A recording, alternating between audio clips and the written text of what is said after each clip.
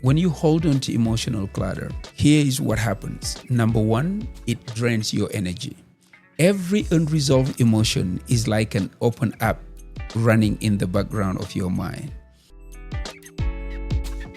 Imagine carrying a heavy backpack everywhere you go. At first, you think it's just part of life. But over time, you notice it's slowing you down, making you tired, and even hurting your back. One day, you open it and realize half of what's inside doesn't belong to you. That's what emotional clutter is like. We carry resentment from old arguments, shame from past mistakes, and expectations that were never really ours to begin with. Today, we are talking about how to unpack that backpack, how to release the emotional weight you've been carrying so you can walk lighter, breathe deeper, and live freer. Hello there, beautiful people. Thank you so much for tuning into Mentium, the podcast that takes you on a journey to unlock the full potential of your mind. My name is Majama. I will be your host and your guide on this adventure into the fascinating realm of mindset, mental fitness, and personal growth. In each episode, I dive deep into the intricacies of the human mind, exploring the power of positive thinking, resilience, and the strategies to cultivate a mindset that propels you towards success. So buckle up for a journey of self-discovery, empowerment, and transformation. Get ready to unleash the power of your mind with Mentium. In this episode, we are diving into emotional decluttering, the process of letting go of the mental and emotional baggage that holds you back. This is not about ignoring pain or pretending everything is fine. It's about making peace with the past, forgiving yourself and others, and creating a space for new joy, peace, and opportunities to enter your life.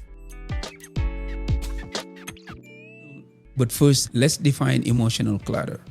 Emotional clutter is the accumulation of unresolved feelings, unprocessed experiences, and outdated beliefs that drain your energy and limit your growth. Example of emotional clutter: resentment towards someone who hurt you years ago, guilt over something you did or didn't do, regret of missed opportunities, internalized criticism or unrealistic expectations from others, and the shoulds that dictate how you think your life should work.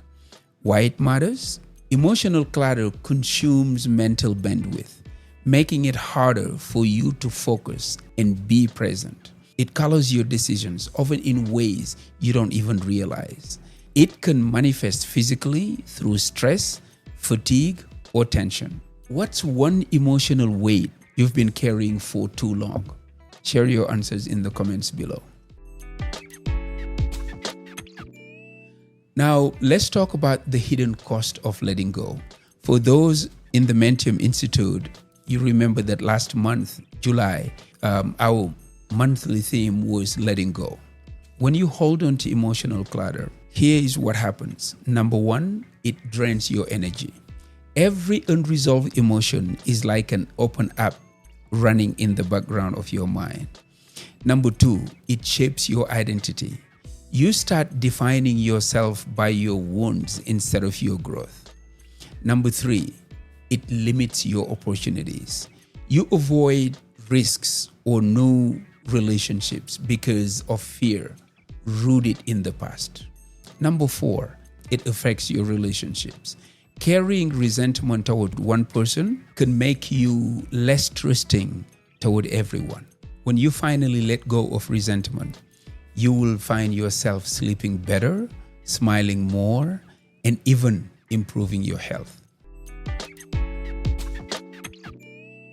Now, let me walk you in the process of emotional decluttering. Think of it like cleaning a closet. You need to, one, identify the clutter. So what thoughts or memories keep replaying in your mind that drained your energy? Number two, sort what to keep and what to release. Well, keep the lessons and release the pain. You can honor a memory without living in it. Number three, forgive. Forgiveness doesn't mean saying it's okay. It means I won't carry this anymore. Self-forgiveness is just as vital. Number 4, set boundaries. Protect your emotional space from people or environment that keep adding clutter to it. Number 5, practice compassion-based release. Imagine handing the weight back to the universe, saying, I release what no longer serves me. Here is a story of transformation. Maya Angelou once shared that she didn't allow people to speak negatively in her home, even about someone who wasn't present. She understood that holding on to or feeding resentment creates an environment where clutter thrives. That choice, clutter thrives. That choice helped her protect her own peace and keep her spirit light. So for you, what boundaries could you set to protect your emotional space? Share your own experience of emotional release, a moment when you finally forgave, let go, or stopped replaying a hurt. Describe how it felt physically and emotionally. But before we close, I would like to share, as always, practical tools for journaling. Write freely about your feelings without editing yourself. And end with, what would it feel like to let this go? Letter writing. Write to someone you need to forgive or to your past self. You don't need to send it. The release comes from expressing it. Meditation and visualization. Imagine placing your burden into a box, sealing it, and watching it float away. Affirmations for release. I am free from what no longer serves me. I forgive and set myself free. Ritual of release. Symbolically let go by tearing up the letter, burning it safely, or throwing a stone into water. You see, when you release emotional clutter, you make space for joy and creativity. Feel lighter, more focused, more at peace. Strengthen your ability to handle future challenges without storing them away. Imagine walking into a freshly cleaned room that smells like fresh air. You can breathe deeper, think clearer, and move freely.